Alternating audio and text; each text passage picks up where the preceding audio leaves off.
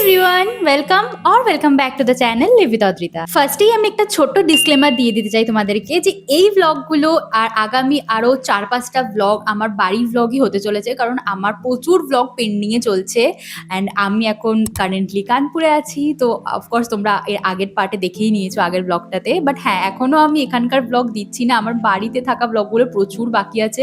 তো ওগুলোই আমি আগে শেয়ার করবো, দেন আমি এখানকার ভ্লগ দেওয়া শুরু করবো। আমি না অনেকদিন ধরে একটা ট্রাইপড খুঁজছিলাম, যেটা কিনা মোটামুটি ছোটোর মধ্যে হবে, ট্রাভেল ফ্রেন্ডলি। আর খুঁজে খুঁজে অ্যামাজন থেকে আমি এইটা পেয়েছিলাম।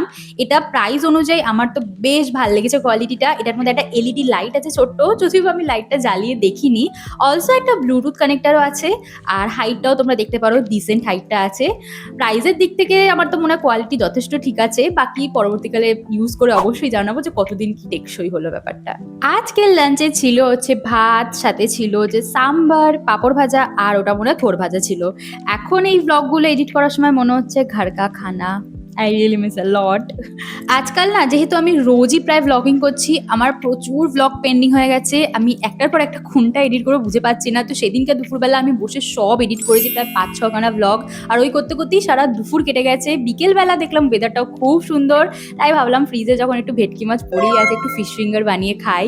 আর হ্যাঁ, ফিশ ফিঙ্গার বানানোর প্রসেস রেকর্ড করার মতো সাহস আমার নেই, কারণ ব্যাপারটা ভীষণই মেসি হয়ে যায় পুরো কিচেন।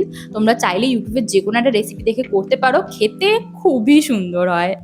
আর আজকের রাত্রে মেনুতে ছিল ভেজ পোলাও। যেহেতু বাড়িতে অনেকটা পনির পড়েছিল, তাই মা বললো পনিরের তরকারি খেয়ে খেয়ে একঘেয়ে আর ভাল লাগে না, তো ভেজ পোলাও বানাবে। আমি সেটাই বানাতে সাহায্য করছিলাম মাকে। And that's it for today. দেখা হচ্ছে পরবর্তী মিনি ব্লগে। Till then, tata.